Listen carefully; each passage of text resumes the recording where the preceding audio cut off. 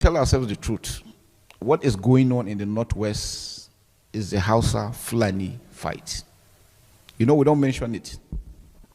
That is the bottom line. The Fulani man feels anytime he comes to town, Nigeria and our state is enough. The killing of Hausa people is also enough. You will see that all those people that are occupying the political positions are not Hausa. Well, it is Hausa people that took them to that position. So that is why we are saying to the world, to the Nigerian politicians, anybody that is not going to take Hausa people to the consideration, ranging from giving them position in politics and other positions, Hausa people are not going to vote that person.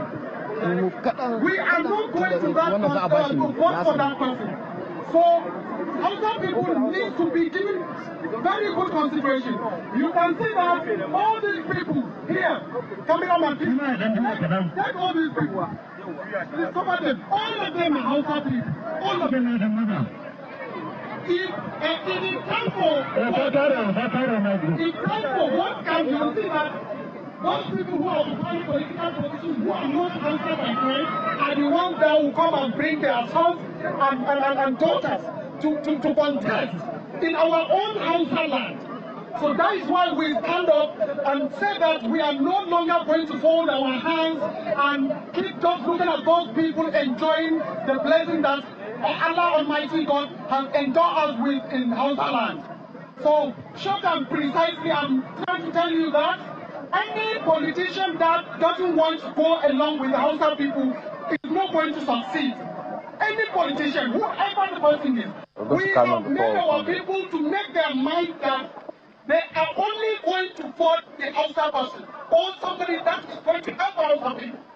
Well, clearly, the concerns are mounting across parts of northern Nigeria following a wave of protests by Hausa youth groups and community leaders, driven by worsening insecurity, banditry, and deadly attacks on rural communities, in what many observers describe as a significant shift. Some of these protests are also reflecting growing tensions within the long-standing Hausa-Fulani relationship, with calls for political realignment and stronger protection for affected communities. Well, joining us now from our Kano studio to discuss these developments is Jibril Ismail, is the chairman, Voice of Indigenous Hausa. Good morning, and thank you for joining us on the program today. Good morning, sir. So, could you tell us, what is this all about, really? Well, what we are asking for is Hausa people are the ones who have are the most populous ethnic group in Nigeria, but we look at the people that are occupying the political positions, you will see that you can hardly find a Hausa man among them. And insecurity that is happening, that is ravaging the country, you will see that most of the affected people are the Hausa people. The communities that have been destroyed and people propelled out of their communities, all of them, you see that 99.5% or 99.9% are the Hausa people. So we took a look at it and see that it is because Hausa people have been relegated. That is, in terms of political positions, Hausa people are not given. Even the traditional leadership, you see that Hausa people are excluded. And that really helped in the subjugation of Hausa people and making them into a poverty, gross poverty. So we are now coming out and say that we want Hausa people to lead.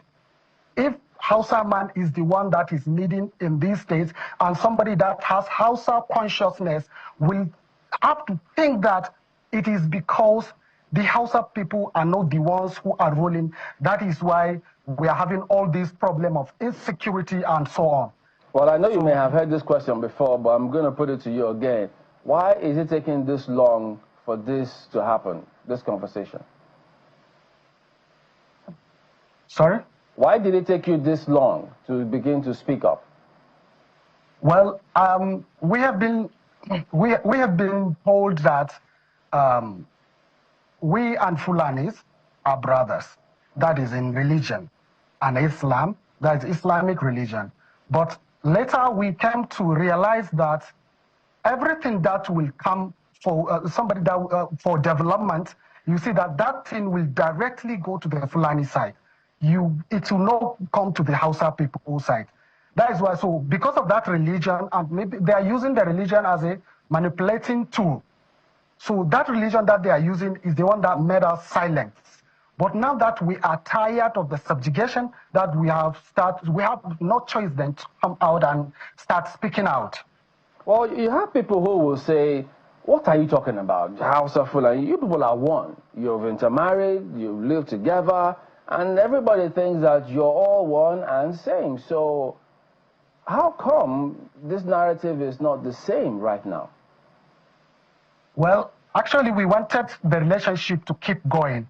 But because of the marginalization that we are seeing against our race, that is why we say we have to speak up. And the talk of saying that Hausa people have intermarried with Fulani, that is why they are now one. No, we are not one. We wanted to be one, but because they are segregating us, so we are no longer ones actually. Because if we are one, Hausa people too supposed to be seen occupying political positions. So it is because to them we are not one. That is why they are not allowing us to even let me take for instance in Kano, my states. You cannot see you can hardly see a government official that is a political appointee that is Hausa. There are Hausas, but they are very, very few. And so with that equity, we need equity, you know, so that our power will be the same. But when maybe in this crisis of let me call it Hausa genocide, because those people are the ones that have upper hands. They have upper hands over us. So they are actually, they are unaliving us so much, as if there is nobody that will come and talk for Hausa people. And all these things that has happened, there is no single person from the north, from all my state that say, oh, this thing is happening to Hausa people, let us come out and help Hausa people. What some of them are even saying is that people are being treated. If there is Hausa man that is on a higher political position, he will come and say that, no, it is my people that are being affected the most. All right, so let me ask you. But he talked. Is former governor, former minister of defense, Rabi Kwankwaso, is he Fulani or is he Hausa? Rabi Musa Kwankwaso is a Fulani. He's not Hausa? And the current, no, it's not Hausa. It's Fulani. It's just that they are saying that a person that is speaking Hausa in North is Hausa. That's what they are saying. And that is what we are fighting against now. Because they are using that to subjugate us. They are using that to subdue us. So we are no longer going to keep quiet and see this is happening in our own land. And nobody is talking. If you look at anybody that is doing a small business or Merua, Okada, you see that it's a Hausa man. But if you see the people who are being sponsored to go to study abroad, you see that they are Fulani. Most of them, 99.5% or 0.9%, you see that they are Fulani.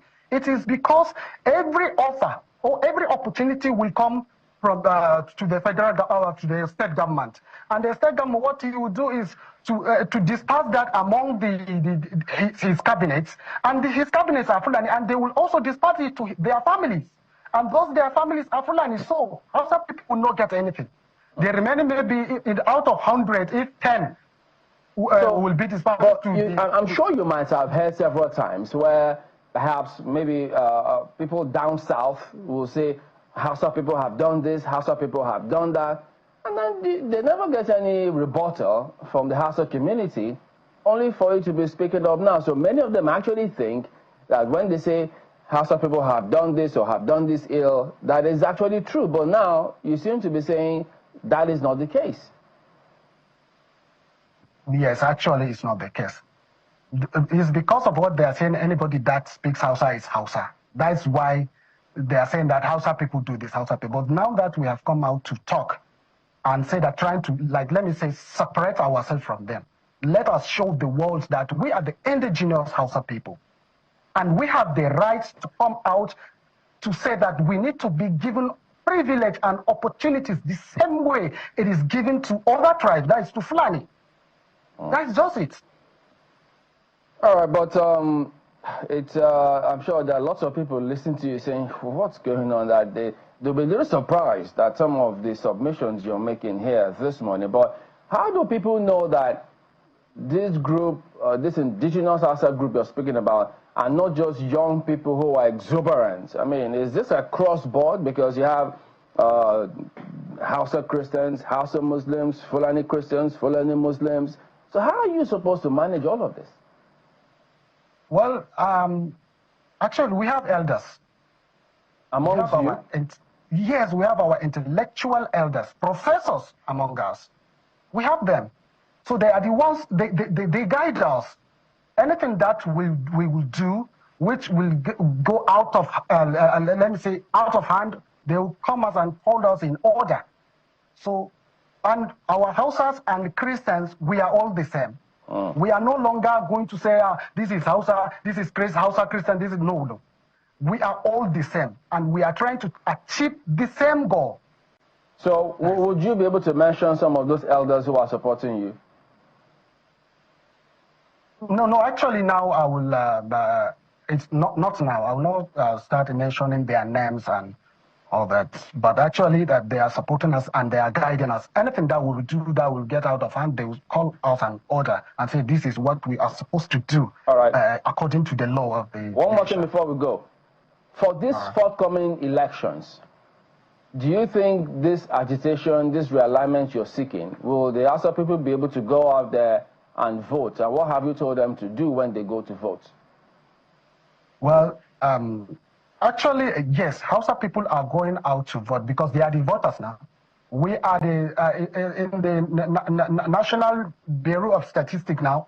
Hausa people are 30% of the Nigerian population. So we are the most populous ethnic group in Nigeria.